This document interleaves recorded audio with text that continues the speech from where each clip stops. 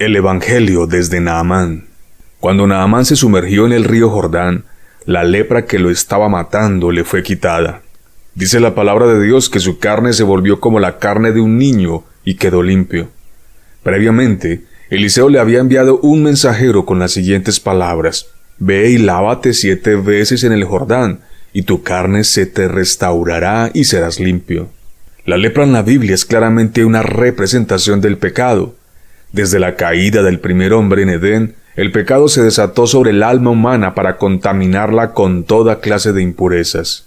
Por esta razón, y como en la historia de Naamán, el hombre necesita ser limpiado de su lepra espiritual, y así como este príncipe de Siria obedeció a la voz del profeta, el hombre pecador debe obedecer la voz de Jesús, el profeta enviado por el Padre para dar a conocer su voluntad. Naamán se sumergió en el río y fue limpio. Asimismo, el pecador debe sumergirse en la sangre del Cordero de Dios para que su pecado sea quitado y su lepra espiritual sanada. Naamán se lavó con el agua del río y al instante su carne fue restaurada. Asimismo, el pecador debe lavarse en la sangre de Cristo para ser restaurado de su corrupción moral. Las Santas Escrituras en la primera carta de Juan 1:7 menciona que si andamos en luz, como Cristo está en luz, tenemos comunión unos con otros, y la sangre de Jesucristo nos limpia de todo pecado. El mismo Juan en Apocalipsis 1:5, hablando de Jesucristo, nos dice que Él nos amó y nos lavó de nuestros pecados con su propia sangre. Pero la pregunta obvia que debe contestarse es: ¿y cómo puede una persona lavarse en la sangre de Cristo? El tema de la sangre de Cristo se ha prestado para toda clase de desviaciones.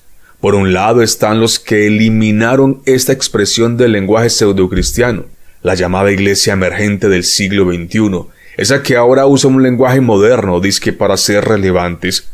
Pero por otro lado, están los que la usan indiscriminadamente como una frase mágica que sirve, según ellos, como protección contra toda clase de males.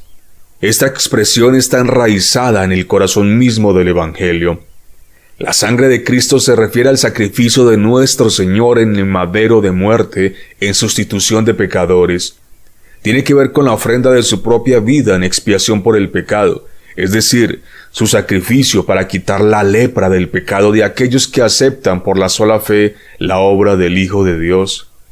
La sangre de Cristo, es decir, su sacrificio, su muerte vicaria, es eficaz para limpiar el pecado en el pecador, y esto en razón a que en la cruz Él estaba cargando con el pecado de los que vino a salvar, es decir, al que no conoció pecado, por su pueblo fue hecho pecado, vestido con la lepra de los escogidos de Dios para que éstos quedaran limpios delante de la presencia del Altísimo. Es una transferencia. El pecador arrepentido le transfiere la lepra a Cristo, y éste le transfiere al pecador su limpieza. Cristo es vestido del pecado de los suyos, derrama su sangre preciosa, y con este acto logra la purificación del alma enferma por el pecado. Sumergirse en la sangre de Cristo apunta a la acción del pecador de creer y arrepentirse, por lo cual recibe por gracia el beneficio del Salmo 103:12. Cuanto está lejos el oriente del occidente, hizo alejar de nosotros nuestras rebeliones. Cuando Naamán salió del agua, la lepra se había ido. De la misma forma, aquel que es justificado, su rebelión es alejada de la presencia de Dios. ¿Quiere decir esto que ya no peca más? Absolutamente no. Pero la culpa y el poder del pecado son quitados para que entre en operación la justificación y la adopción como hijos de Dios. ¿Quedan restos de la lepra con la que nacimos? Absolutamente sí, pero este ya no es un factor de condenación. Después de salir del río de la sangre de Cristo, el pecador comienza un proceso de santificación por lo cual cada vez es más limpio. Justificación y santificación son entonces los dos efectos que produce la sangre de Cristo en el pecador. La primera es una acción legal por la cual somos declarados justos, aceptados por la fe en la presencia de Dios, y la segunda es el proceso de ser limpiados de toda contaminación de carne, de la presencia misma del pecado. En todo esto existe una tensión teológica. Fuimos limpiados, estamos siendo limpiados y seremos limpiados hasta el día de la consumación de todas las cosas cuando veamos al Señor en gloria y seamos transformados en su misma imagen. El Señor dijo en Mateo 26:28, esto es mi sangre del nuevo pacto, que por muchos es derramada para perdón de los pecados. Aquí está la clave de todo este asunto.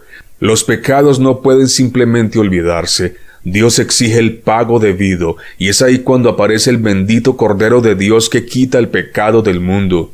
Por sus acciones, por su obediencia hasta la muerte de cruz, por su resurrección, Cristo otorga perdón al pecador que confía en Él, y la razón es que su ofrenda es aceptada por el Padre como el pago por la deuda del pecador. Glorioso sustituto es Cristo, pues tomó en su propio cuerpo aquello que nos condenaba. Mientras esperamos su regreso, la lepra ya no nos matará eternamente y para siempre, pues delante de la presencia de Dios ha sido quitada, y mientras pasamos por este peregrinaje, la presencia del pecado será quitada hasta la consumación, cuando en el retorno triunfal de nuestro sustituto, le veamos cara a cara, tal y como Él es. Cristiano, sumérgete cada día en el río carmesí mediante la contemplación gloriosa de aquel que derramó su vida de valor infinito. Contemplar su gloria te va a transformar en su misma imagen. Admirarlo todos los días de tu vida te limpiará hasta que seas perfecto. Amén.